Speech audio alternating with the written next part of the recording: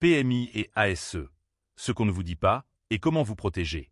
Vous pensez que la PMI et l'ASE sont là uniquement pour vous aider? Attention, la réalité est bien différente. Pour bien comprendre, faisons simple. La PMI, c'est pour les petits de 0 à 6 ans. L'ASE, c'est de 6 ans jusqu'à la majorité.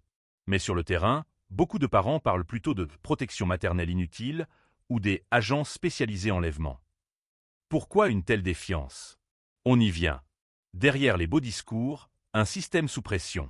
Ne soyons pas naïfs. Ces structures fonctionnent aussi avec des impératifs de volume. Maintenir l'activité, justifier les milliards d'euros de dotation de l'État et préserver les emplois des agents pousse parfois à la surintervention. Le problème? Les enquêtes sont trop souvent à charge. Rapports exagérés, propos mal interprétés ou phrases sorties du contexte. Le dossier est parfois construit pour justifier un signalement.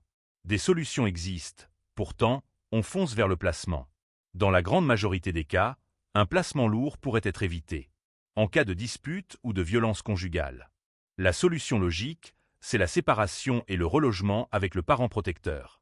Pas de détruire toute la cellule familiale. Un logement désordonné? Une aide à domicile suffit. Pas besoin de séparer un enfant de ses parents. Des addictions? Un suivi spécialisé et un appui de la famille élargie, c'est bien plus efficace qu'un foyer. Le placement devrait être l'ultime recours. Malheureusement, c'est devenu un automatisme. Le vrai coup pour les enfants.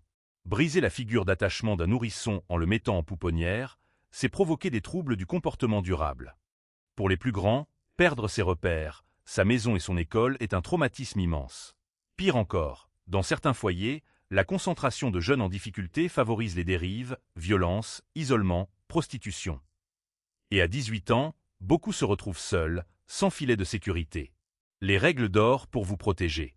Les intervenantes affichent souvent un grand sourire et des paroles bienveillantes pour vous mettre en confiance.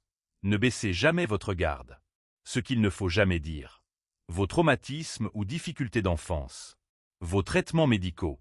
Les violences que vous avez subies par le passé. Vos soucis financiers. Ce qu'il faut faire. 1. Gardez votre calme. S'énerver, c'est donner des arguments à votre dossier. 2.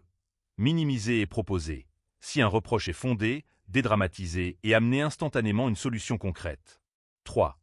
Protégez-vous, enregistrez discrètement vos entretiens avec un petit dictaphone. C'est la seule arme de votre avocat pour contredire des rapports parfois orientés. Vous avez vécu une situation similaire ou vous voulez savoir comment réagir face à un travailleur social. Abonnez-vous, partagez cette vidéo à des parents autour de vous pour les alerter et dites-nous en commentaire ce que vous pensez de ce système.